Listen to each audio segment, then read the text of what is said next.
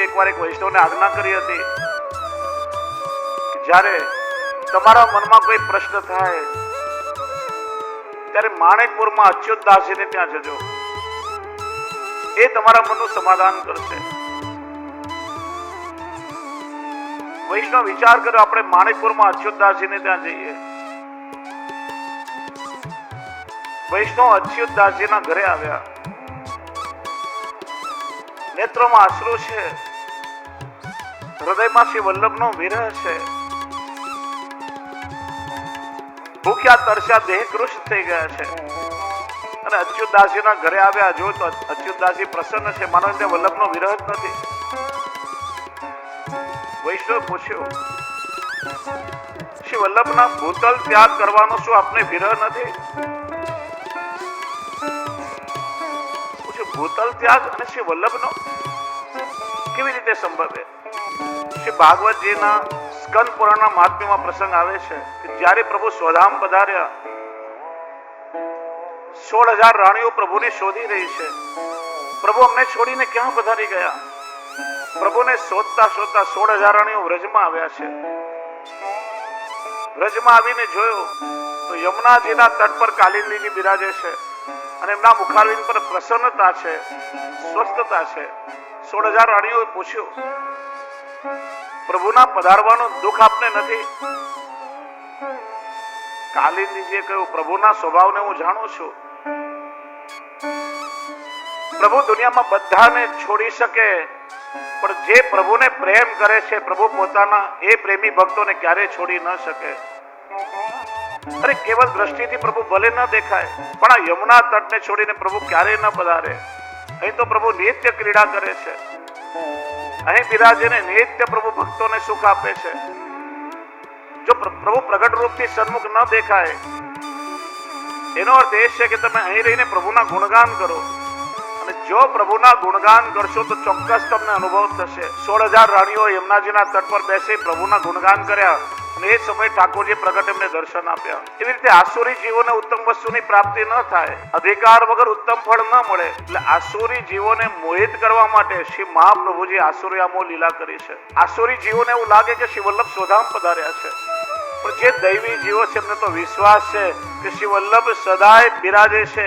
અચ્યુતદાસજીએ કહ્યું, આપણે જો શ્રી વલ્લભને સ્નેહ કરતા હશું તો શ્રી વલ્લભ શું આપણને છોડીને પધારી શકે? શ્રી વલ્લભે તો આજ્ઞા કરી હતી કે જે વૈષ્ણવના ઘરમાં ઠાકોરજી બિરાજે છે એના ઘરમાં હું નિત્ય બિરાજીશ. જ્યાં મારો વંશ બિરાજે છે એ સ્વરૂપમાં હું બિરાજીશ. જ્યાં મારા ગ્રંથો છે, મારા ગ્રંથોમાં વાંગમય સ્વરૂપે હું બિરાજીશ. જ્યાં મારા બેઠક જે છે એમાં હું નિત્ય બિરાજીશ. જે વૈષ્ણવને પાદુકા પુષ્ટ કરીને પધરાવી આપી છે એમાં હું નિત્ય બિરાજીશ. તો શ્રી વલ્લભ આપણને છોડીને પધારી કેવી રીતે શકે? તમને જો લાગતું હોય કે શ્રી વલ્લભ આપણને છોડીને સ્વધામ પધાર્યા છે, ચાલો મારી સાથે. બધાને લઈને અચ્યુતદાસજી સેવા કક્ષ પાસે આવ્યા. ટેરો ખોલ્યો તો શું દર્શન કર્યા? સન્મુખમાં શ્રી મહાપ્રભુજી બિરાજી અને સુબોધનીજીનું લેખન કાર્ય કરી રહ્યા છે. આ દર્શન કરી બધા દિગ્મૂઢ થઈ ગયા, સાષ્ટાંગ દંડવત પ્રણામ કર્યા. શ્રી વલ્લભે પ્રમાણ આપ્યું કે આજે પણ મારા દૈવી જીવોના હૃદયમાં હું નિત્ય બિરાજી છું. શ્રી મહાપ્રભુજીની આસુર યામો લીલાનો સમય હતો વિક્રમ સંવત 1587, અષાઢ સુદ બીજ, રથયાત્રાનો દિવસ. જો એટલા માટે ઉત્સવ છે, ઉત્સવનો ક્રમ 4 ભોગ સુધી થઈ જાય. છત્રીવાળા રથમાં ઠાકોરજી બિરાજે છે, પણ એ દિવસે શ્રી મહાપ્રભુજી નિત્ય લીલામાં પધાર્યા. એટલા માટે શેરના સમયે શિંગાર પણ ઠાકોરજીને બદલાઈ જાય છે અને છત્રી વગરના રથમાં ઠાકોરજી બિરાજે છે. 52 વર્ષ 2 માસ અને 7 દિવસ આ ભૂમિને પાવન કર્યા પછી શ્રી મહાપ્રભુજીએ ગોવર્ધન ધરણની નિત્ય લીલામાં પૂર્વવત પ્રવેશ કર્યો છે. શ્રી મહાપ્રભુજીના નિત્ય લીલા પ્રવેશ પછી આપના જ્યેષ્ઠ પુત્ર શ્રી ગોપીનાથજી ગાદીમાં બિરાજ્યા છે. વૈષ્ણવ આજે શ્રી ગોપીનાથજીને ભૂલી જાય છે. શ્રી વલ્લભાધીશ કી જય ને પછી શ્રી ગુસાઈજી પરમ દયાલ કી જય. શ્રી ગુસાઈજી ત્રીજા આચાર્ય થયા છે પુષ્ટિ માર્ગના. પ્રથમ શ્રી મહાપ્રભુજી, એમના પછી શ્રી ગોપીનાથજી ગાદી પર બિરાજ્યા. અને ઘણા લોકો શ્રી ગોપીનાથજીને મર્યાદા પુરુષોત્તમ કહેવાની ભૂલ કરે છે. સાધન દીપિકા જેવા ગ્રંથો શ્રી ગોપીનાથજી આપ્યા છે. શ્રી મહાપ્રભુજીની જેમ જ ખૂબ સુખરૂપ આપ શ્રીનાથજીને લાડ લડાવતા હતા. ત્યાર પછી ભાદરવા આઠમના દિવસે ગોપીનાથજીને ત્યાં પુત્રનું પ્રાગટ્ય થયું. એમનું નામ થયું શ્રી પુરુષોત્તમજી અને બે બેટીજી, સત્યભામા બેટીજી અને શ્રી લક્ષ્મી બેટીજી. શ્રી ગોપીનાથજી સરળ અને સાત્વિક જીવન પ્રણાલીના આગ્રહી હતા. એટલે અધિકતર આપ શ્રી અડેલ અને શરણાર્થ બિરાજતા, એકાંતમાં નિવાસ કરતા.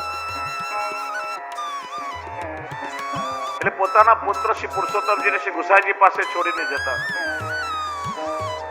શ્રી ગુસાઈજી પુરુષોત્તમજીને સેવા, શૃંગાર અને સંપ્રદાયની પ્રણાલિકા શીખડાવતા બધી. શ્રી મહાપ્રભુજીએ શ્રી વિઠ્ઠલનાથજીની જવાબદારી પણ શ્રી ગોપીનાથજીને સોંપી હતી. અને શ્રી ગુસાઈજી જ્યેષ્ઠ ભ્રાતાને પિતાતુલ્ય માનતા. વિક્રમ સંવત 1588 શ્રી ગુસાઈજીના વિવાહ પ્રસ્તાવ વિશ્વનાથ બાગરોદીજીની કન્યા રૂકમણીજી સાથે ધામધૂમથી શ્રી ગોપીનાથજીએ કરાવ્યા છે. બંને ભાઈઓ વારા પરથી શ્રી ગોપીનાથજી શ્રીનાથજીની સેવામાં બિરાજે તો શ્રી ગુસાઈજી અડેલમાં બિરાજીને માતૃશ્રીની સેવા કરે. શ્રી ગુસાઈજી ગોપાલપુર અને ગોકુલ પધારે તો શ્રી ગોપીનાથજી અડેલમાં આવીને બિરાજે અને સમગ્ર પરિવારનું ધ્યાન રાખે. શ્રી ગોપીનાથજીએ ગુજરાત, સિંધ, દ્વારકા, જગન્નાથપુરી અનેક સ્થળોનો પ્રવાસ કર્યો અને એ સમય પ્રવાસ કરી 1 લાખ રૂપિયાના આભૂષણો પાત્ર સિદ્ધ કરાવી અને શ્રીનાથજીને અંગીકાર કરાવ્યા. મહાપ્રભુજી દ્વારા પ્રસ્થાપિત સિદ્ધાંતોનું ચુસ્તપણે પાલન કરતા અને બીજા પાસે કરાવતા. ત્યાર પછી કૃષ્ણદાસ અધિકારીજીને મનમાં કંઈક ખટક્યું. વિચાર્યું કે મારે શ્રી ગુસાઈજીના દર્શન પણ કરવા છે. એટલે શ્રી ગોપીનાથજીના પુત્ર પુરુષોત્તમજીને ચડાવ્યા. તમે ગોપીનાથજીના પુત્ર છો, આ ગાદીનો તમારો અધિકાર છે. શ્રી ગુસાઈજી પોતાનો હુકમ ચલાવે છે. તમે જઈને શ્રીનાથજીના સેવા શૃંગાર બધું સંભાળી લો. શ્રી પુરુષોત્તમજી કૃષ્ણદાસ અધિકારીની વાતોમાં આવી ગયા અને શ્રી ગુસાઈજીને સેવામાં પધારવાની ના કહી. ત્યારથી લઈને અત્યાર સુધી આ ચાલતું આવ્યું છે. વૈષ્ણવે ખાસ ધ્યાન રાખવું, તમે કોઈ પણ વલ્લભકોલ બાળકોના ગમે તેટલા અંતરંગ હો, તમારા પર ગમે તેટલી કૃપા હોય, તમને ગમે તેટલા પોતાના નિર્જન માનતા હોય, પણ સાથે રહેનાર સેવકે કોઈ પણ વલ્લભકોલ બાળકની પારિવારિક વિષયમાં ક્યારેય કારણ વગર દખલગીરી ના કરવી. અત્યાર સુધી એ ચાલી રહ્યું છે. મોટા ભાગે તમે જો આ પરિવારમાં જે ફાટફૂટ થતી હોય એ સાથેના વૈષ્ણવના કારણે. મોટા ભાઈ તો આવા છે, નાના ભાઈ તો આવા છે, આપના લાલજી તો આવા છે, આપના વહુજી તો આવું કરે, અને આ કારણે આ બહુ મોટો દોષ છે. અને આ અપરાધના કારણે જ કૃષ્ણદાસ અધિકારીજીને પ્રેત યોનિમાં જવું પડ્યું છે. એ તો એ લીલાના જીવ છે. વૈષ્ણવે આ બધા પ્રસંગો પરથી સબક લેવો જોઈએ. તમને જે કઈ સેવા મળી છે તમારા પર કૃપા છે. તમે અધિકારીના સ્થાન પર છો, મેનેજમેન્ટના સ્થાન પર છો, તમે સેવા કરી રહ્યા છો, તો સૌભાગ્ય માનો કે હરિગુરુને વૈષ્ણવની સેવા કરવાનો અવસર કૃપા કરીને મળ્યો છે. દીનતાપૂર્વક સેવા કરવી જોઈએ. જરા પણ અહંકાર આવ્યો તો પતન થતા વાર ન લાગે. ઠાકોરજીનો અપરાધ થાય, વલ્લભનો થાય, વૈષ્ણવનો થાય, એનાથી બચીને રહેવું. દરેક સેવકોએ આ વસ્તુ હંમેશા મનમાં ધારણ કરવી. ક્યારે કોઈ પણ વલ્લભકુલ બાળકોની પારિવારિક વસ્તુમાં ક્યારે બહારના લોકોએ દખલંદાજી નહીં કરવી.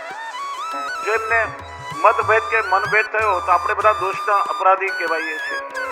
કૃષ્ણદાસજીને આ પ્રસંગથી વૈષ્ણવ એ વસ્તુની શીખ લેવી જોઈએ. નાના પુરુષોત્તમજી વાતોમાં આવી ગયા. ત્યાર પછી શ્રી ગુસાઈજી પરાસોલી તરફ એક બારી હતી, ત્યાંથી શ્રીનાથજીના મંદિરના દર્શન થતા. ત્યાં ચંદ્ર સરોવરમાં બિરાજ્યા અને એ બારીમાંથી નિત્ય શ્રીનાથજી શ્રી ગુસાઈજીને દર્શન આપતા.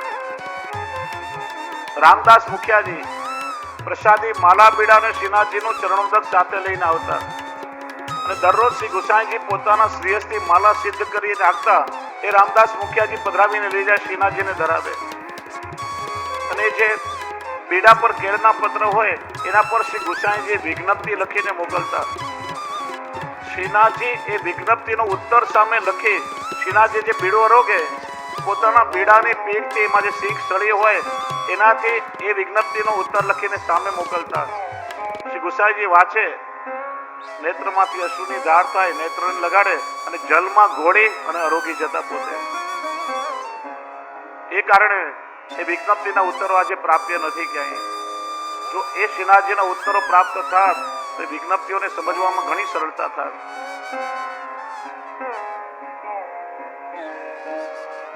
એક વાર બીરબલ શ્રી ગિરધરજી પાસે આવ્યા.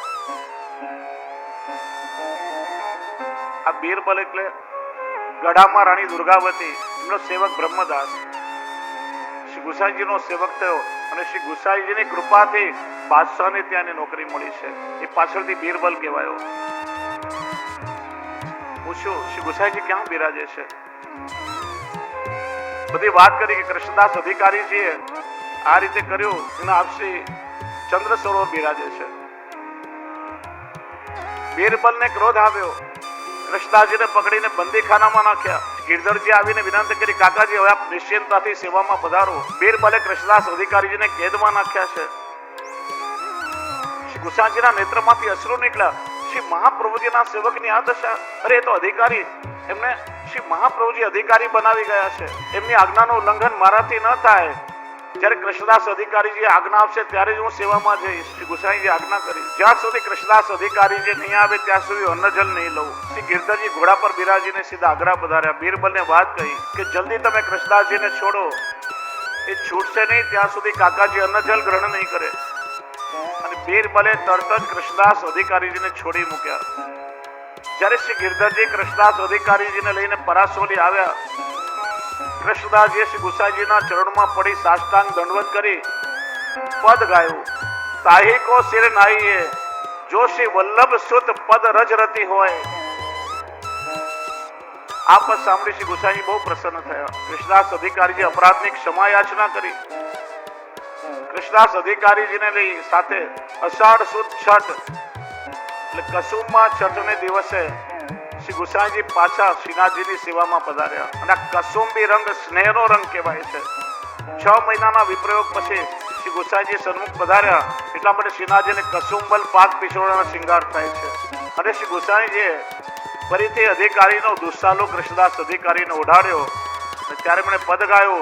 પરમ કૃપાલ શ્રી વલ્લભ નંદન કરત કૃપા નિજ હાથ દે માથે. શ્રી ગુસાઈજી પોતે ગાદી પર બિરાજ્યા પુષ્ટિમાળના 3જા આચાર્ય થયા છે. પ્રભુને ખૂબ લાડ લડાવ્યા. એક દિવસ શ્રીનાથજીનું મુખ થોડું અપ્રસન્ન લાગી રહ્યું હતું. મુખ પર ઉદાસી હતી. કુંભનદાસજીએ પૂછ્યું, લાલા આપના મુખ પર ઉદાસી કેમ છે? તો કઈ પરિશ્રમ થયો? આપ સાચે સાચું કહી દો, શું અમારાથી કોઈ અપરાધ થયો છે? શ્રીનાથજી કે કુંભના મારી આ અપ્રસન્નતા આજની નથી, ઘણા સમયની છે, પણ હવે મારાથી સહન નથી થતું. કુંભનદાસજી કે લાલા તારી આ વાંકી ભાષા સમજમાં નથી આવતી. સીધે સીધું કહી દો ને શું પરિશ્રમ થયો? શ્રીનાથજી કે બંગાળીઓ જે મારી સેવામાં આવે છે ને બહુ ચોરીઓ કરે છે. શ્રી ગોપીનાથજીએ પરદેશ કરી જે વસ્ત્ર આભૂષણ પાત્રો સિદ્ધ કરાવ્યા એ બધામાંથી આ બંગાળીઓ ચોરી કરે છે અને ધીમે ધીમે બધું ભેગું કરી અને વૃંદાવનમાં પોતાના ગુરુને ત્યાં બધું મોકલી આપે છે. એ તો ઠીક, પણ એ લોકો છાને છપકે એમની જે કુળદેવી છે વૃંદાદેવી, એની મૂર્તિ પોતાની સાથે સંતાડીને લઈ આવે. મને ભોગ ધરે ત્યારે મારી બાજુમાં એ મૂર્તિ મૂકી દે. પહેલા એમને ભોગ ધરે, એમની આરતી ઉતારે અને સંતાડીને પાછા લઈ જાય. સેવામાં બધો અનાચાર કરે છે. મનદાસજી પૂછ્યું, લાલા બધું ક્યારથી ચાલે છે?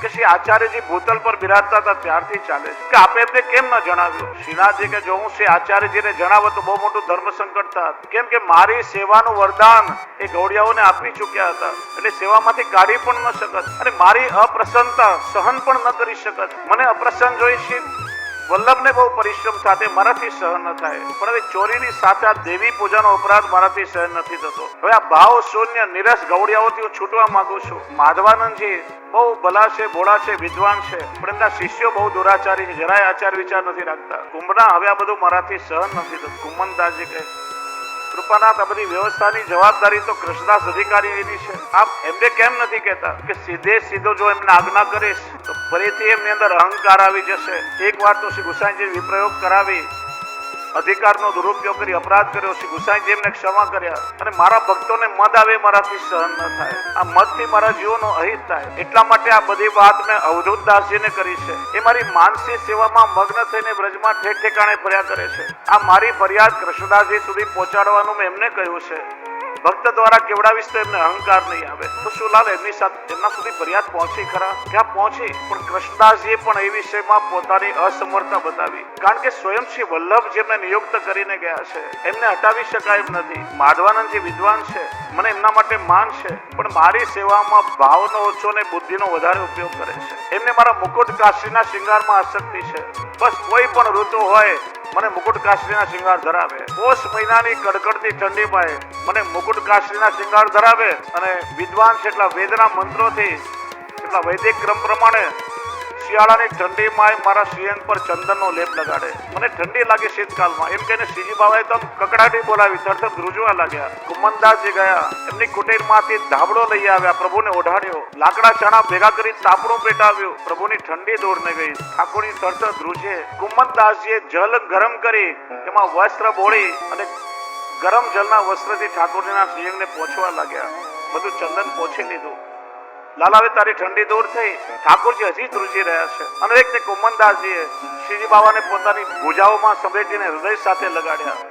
સ્વામી અને સેવકનું એવું અદ્ભુત મિલન થયું અને ભક્તના હૃદયની જે ઉષ્મા હતી એનાથી ઠાકોરજીની ઠંડી દૂર થઈ છે. અને પછી કુમનદાસજીએ દૂધ ગરમ કરી ઠાકોરજીને રોગાવ્યું છે. આજે માધવાનંદજી ચંદનનો કટોરો લઈ શ્રીનાથજીની સન્મુખ આવ્યા અને શ્રીનાથજી મંદ મંદ હસવા લાગ્યા. માધવાનંદજી કે પ્રભુ આજે બહુ પ્રસન્ન લાગી રહ્યા છો, આવા દર્શન તો મેં પહેલા ક્યારેય કર્યા નથી. શ્રીનાથજી આજ્ઞા કરી, યતિજી તમે શ્રી વલ્લભના વિદ્યાગુરુ છો અને એમના દ્વારા જ તમને અમારી સેવા મળી છે. તમે વિદ્વાન છો, નિષ્ઠાથી અમારી સેવા કરો છો, તમે ખાસ કરીને અમને દરરોજ ચંદન સમર્પિત કરાવો છો. અમને બહુ આનંદ આવે છે. પણ અમારો એક મનોરથ છે, આ ચંદન સામાન્ય ચંદન છે. આ ચંદનમાં એ સુગંધ નથી આવતી. દક્ષિણમાં મલયાચલ પર્વત છે, એમાં મલયાગીર ચંદન થાય એ ઉત્તમ કોટીનું ચંદન છે. એ અત્યંત સુગંધી અને શીતળતા આપનારું હોય છે. એ ચંદન તમે લાવીને આપો, એ ચંદન તમારા હાથે લગાડશું ત્યાં સુધી અમે ચંદન નહીં ધરીએ, ચંદન વગર રહેશું. કૃપાનંદ જેવી આપની ઈચ્છા. હમણાં જ કોઈ જાણકાર વ્યક્તિને દક્ષિણમાં જવા માટે તૈયાર કરું છું. શ્રીનાથજી કે ના ના, તમારા જેટલી આવડત કોઈનામાં નથી, તમે જાણકાર છો. તમે જાતે ચંદન શોધીને ઉત્તમમાં ઉત્તમ ચંદન અમારા માટે લઈ આવો. માધવાનંદ કે પ્રભુ આપની જેવી આજ્ઞા. 2-4 દિવસમાં આપના સેવાની વ્યવસ્થા કોઈને સોંપી પછી ચંદન લેવા નીકળી. શ્રીનાથજી કે યતિજી તમારા હાથ નીચે તૈયાર થઈને મોરારીદાસ, ગોકુલદાસ, કેશવાનંદ ઘડાઈ ગયા છે. એમાંથી કોઈને પણ મુખિયા બનાવી શકાય એમ છે. તમારે ક્યાં કોઈ ઘર બહાર છે કે તમારે વ્યવસ્થા કરવાની હોય, તમે વિલંબ ના કરો, હમણાં ને હમણાં નીકળી પડો. કે મારી કૃષ્ણદાસ અધિકારીને અનુમતિ લેવા જવું પડે ને. યતિજી જાય પેલા સ્વયં શ્રીનાથજી કૃષ્ણદાસજી પાસે પધાર્યા. આજ્ઞા કરી, જો કૃષ્ણદાસજી આ માધવાનંદ યતિ તમારી પાસે દક્ષિણમાં જવાની અનુમતિ માગે તો તમે એમને રોકશો નહીં, એમને જવા દે, બાકી બધું હું સંભાળી લઈ. માધવાનંદજી અનુમતિ લેવા આવ્યા. કૃષ્ણદાસજી અનુમતિ આપી. આ બાજુ માધવાનંદજીને તાપ થવા લાગ્યો કે જો તો ખરા મને શ્રી વલ્લભની કાનીથી કેટલી સુંદર શ્રીનાથજીની સેવા મળી હતી. એ સેવા છોડીને મારે જવું પડશે. શ્રીનાથજીને દંડવત પ્રણામ કરવા વિનંતી કરી, હે રાજાધિરાજ, હું નીકળું છું. અત્યાર સુધીની સેવામાં મારાથી કોઈ અવિવેક થયો હોય, કોઈ અપરાધ થયો કે આપને પરિશ્રમ થયો તો મને ક્ષમા કરજો. મારા વિદ્યાના બળે મને એવું લાગી રહ્યું છે કદાચ હું આજે આપના અંતિમ દર્શન કરી રહ્યો છું. પ્રભુ મને ફરી આપના દર્શન થશે કે નહીં થાય? શ્રીનાથજીએ આજ્ઞા કરી, યતિજી તમારું ભલું થશે. કદાચ તમે અમારા દર્શન કરવા ના આવી શકો, તમે સામેથી તમને આવીને દર્શન આપી દેશો. તમે જલ્દી પ્રસ્થાન કરો. માધવાનંદજીએ પ્રસ્થાન કર્યું. કૃષ્ણદાસ અધિકારીજીએ વિચાર કર્યો કે ઠાકોરજી મને આજ્ઞા તો કરી, પણ સ્વયં શ્રી ગુસાઈજી ગાદીપતિ છે. આપની આજ્ઞા વગર મારાથી નિર્ણય ન લેવાય. શ્રી ગુસાઈજી અડેલ બિરાજે છે. કૃષ્ણદાસ અધિકારીએ અડેલમાં આવી શ્રી ગુસાઈજીને બધી વિગત કરી કે આ રીતે પ્રભુને શ્રમ પડી રહ્યો છે. શ્રી ગુસાઈજી આગળ કે કૃષ્ણદાસજી, હું એક એક વસ્તુથી વાકેફ છું, પણ હું પણ શું કરું?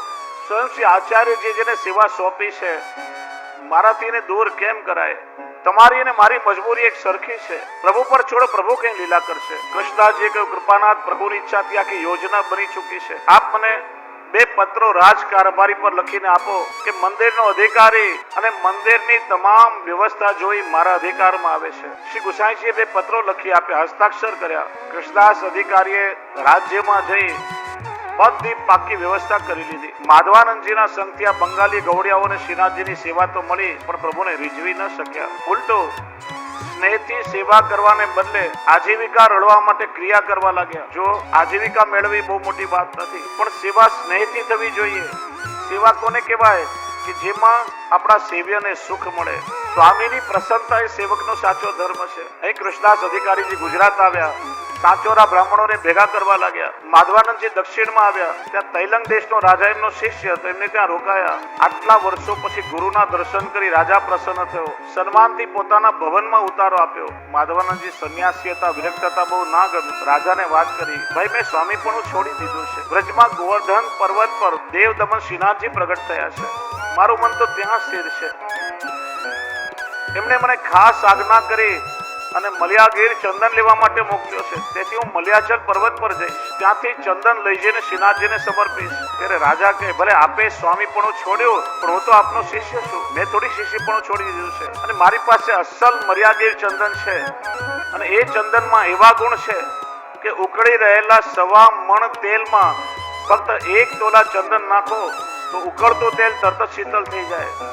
મારી પાસે એ ચંદન કાષ્ટના 2 ભારા છે, અને એ આપને હું ગુરુ દક્ષિણામાં ભેટ ધરું છું. આપ એ ચંદન લઈ જઈ શ્રીનાથજીને સમર્પો. હું પણ આપની સાથે આવું, મને પણ એમના દર્શન થાય. રાજા દૈવી જીવ હતા. ત્યારે માધવાનંદજીએ સમજાવ્યું કે રાજા, બહુ ગ્રહસ્થ આશ્રમ જીવ્યો, હવે તારું રાજ્ય પુત્રોને સોંપી દે, સંસારની માયા છોડી દે, અને તું પણ પ્રભુની ટહેલ કર.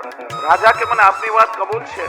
રાજાએ બધો વૈભવ ત્યાગ્યો, પુત્રોને રાજ્ય સોંપી ગુરુ સાથે ચાલી નીકળ્યા. ચાલતા ચાલતા માર્ગમાં ત્રસી નામે નગર આવ્યું. ત્યાં પુષ્કરણી નદીમાં સ્નાન કર્યું, બગીચામાં મુકામ કર્યો છે. રસ્તામાં ગુરુએ શ્રીનાથજીની લીલાઓની ચર્ચા કરી. આટલા સમયમાં પ્રભુએ કેવી કેવી લીલાઓ કરી. રાજાનું મન પણ પ્રભુના દર્શન કરવા માટે તરસી રહ્યું છે. રાજાએ પણ પ્રભુના મુકુટકાશની વાળા સ્વરૂપનું ધ્યાન ધર્યું. માધવાનંદજી ધ્યાનમાં બેઠા. તાપ થવા લાગ્યો. અરે કેટલા મહિનાઓથી મેં પ્રભુને ચંદનનો લેપ લગાવ્યો નથી, મુકુટકાશીનો શિંગાર ધર્યો નથી.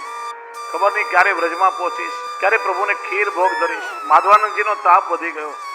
અને એ સમયે ભક્ત વત્સલ શ્રીનાથજી ત્યાં જ બગીચામાં પ્રગટ થયા. આજ્ઞા કરી, યતિજી મારું વચન યાદ છે ને, તમે મારા દર્શને ના આવી શકો તો હું સામેથી તમને દર્શન દેવા આવીશ. ગુરુ શિષ્ય બંનેને એક સાથે શ્રીનાથજીના દર્શન થયા. જે સ્વરૂપનું ધ્યાન ધરતા હતા એ જ મુકુટ કાશીના શિંગાર ધરી ઠાકોરજી પ્રગટ થયા. કેમ કે 14 વર્ષ સુધી કરેલી સેવાને શ્રીનાથજી કેવી રીતે ભૂલે. યતિજી, મને ગમતું ચંદન તમને મળી ગયું ને, લો મારા શ્રીઅંગમાં તમે લેપ કરો, અમને બહુ ગરમી થાય છે. માધવાનંદજીના નેત્રમાંથી હર્ષના અશ્રુ આવી ગયા. રાજા ચંદન ઘસવા માટે બેઠા. જેમ જેમ ચંદન તૈયાર થાય, માધવાનંદજી લઈ શ્રીજી બાબાના શ્રીઅંગમાં સમર્પિત કરવા લાગ્યા. પ્રભુના આખા શ્રીઅંગમાં ચંદનનો લેપ થયો. શ્રીનાથજી કહે, જો મને ભૂખ લાગી છે, આજે કઈ ભોગ નહીં ધરો. માધવાનંદજી કે, કૃપાનાથ, મારી વિદ્યા દ્વારા હું આપનો પાર ન પામી શક્યો. આટલા વર્ષો આપની સમીપ રહેવા છતાં આપને સમજી ન શક્યો. એક દિવસ મારી ઈચ્છા આપને ખીર અરોગાવવાની હતી. આજે મારી પાસે કઈ નથી. આજે હું લાચાર છું. આજે આપને હું શું સામગ્રી અરોગાવું? માધવાનંદજીના નેત્રમાંથી પ્રેમ અને નિસ્સાધનતાના અશ્રુ વહી રહ્યા છે. એમના ભાવમાં સંપૂર્ણ શરણાગતિ હતી. શ્રીનાથજી કે, માધવાનંદજી નિરાશ ન થાઓ. તમે જ્યારે ગિરિકંદરામાં પહેલા મારા દર્શન કર્યા ત્યારે પણ તમારી પાસે કઈ નતું. ત્યારે તમે મધુકરી કરીને સામગ્રી સિદ્ધ કરી ખીરની નરોગાવા આવ્યા. ત્યારે મેં કહ્યું હતું જ્યારે શ્રી વલ્લભ અન્નપ્રાશન કરાવશે ત્યારે મેં રોકશું. આજે સ્થિતિ જુદી છે. આજે મેં તમે સામે ચાલીને કહી છે કે મને ભોગ ધરો. પત્રમ પુષ્પમ ફલમ તો એમ શું નથી. ઠાકોરજી બગીચા સામે દ્રષ્ટિ ફેરવી. માધવાનંદજી પ્રભુનો ઈશારો સમજી ગયા. પોતાના શિષ્ય રાજાને આજ્ઞા કરી ઝાડ પરથી લીલું નાળિયેર તોડી લાવ્યા. ત્યાં સુધી માધવાનંદજીએ સુગંધી પુષ્પો છૂટ્યા. કેળના ફળ અને કેળના પત્રો લાવ્યા તોડીને. બધું જલમાં ખાસા કર્યું. કેળાના પાનનો દૂનો બનાવ્યો. નાળિયેરનું મીઠું જલ દૂનામાં ભર્યો અને નાળિયેરની મલાઈ સિદ્ધ કરી, કેળાની સામગ્રી સિદ્ધ કરી ને દૂનામાં પ્રભુને ભોગ ધર્યો. ઠાકોરજી આ બધું અરોગવા માટે બેસો ક્યાં? પ્રભુ હમણાં કઈક સાધન લઈને આવું. શ્રીનાથજી કે, મારે બેસવા માટે બીજું કઈ નથી જોઈતું. મારે તો તમારી ગોદમાં બેસીને તમારા હાથની સામગ્રી અરોગવી છે. માધવાનંદજી કૃતકૃત્ય થઈ ગયા. પ્રભુ એમના ખોળામાં બિરાજ્યા. પોતાના હાથે શ્રીજી બાબાને અરોગાવવા લાગ્યા. ઠાકોરજી વખાણ કરતા જાય, અરોગતા જાય.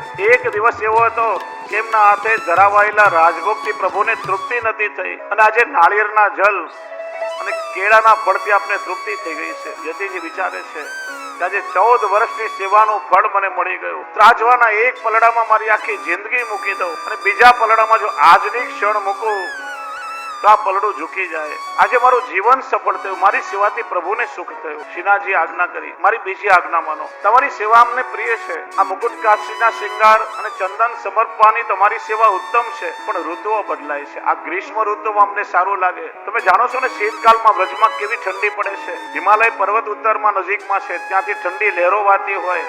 એ વખતે તમારું ચંદન અમને આકરું થઈ પડે. તમારો મનોરથ 12 માસ ચંદન ધરવાનો છે, અને શ્રી મહાપ્રભુજીએ તમને સેવાનું વરદાન આપ્યું છે. માટે હવે એક જ ઉપાય છે કે જેનાથી તમારો મનોરથ પૂરો થાય અને અમને પરિશ્રમ ન થાય. તમે દક્ષિણમાં મલયાચલ પર્વત પર જાઓ. ત્યાં 12 મહિના ગરમી પડે છે, અને ત્યાં અમારું બીજું સ્વરૂપ બિરાજે છે. એમનું નામ છે હેમ ગોપાલ. ત્યાં નિત્ય ચંદનના વાઘા ધરાવાય છે. આસપાસ ચંદનનું વન છે. અરે સ્વયં ઇન્દ્ર પણ ત્યાં દર્શન કરવા આવે છે. તમારો શિષ્ય રાજા એ પણ દૈવી જે છે એને પણ સાથે લઈ જાઓ. ત્યાં જઈને તમે અમારી સેવા કરો. શું કૃપાના તો પછી વ્રજમાં આપની સેવા કોણ કરશે? તમે એની ચિંતા ના કરો.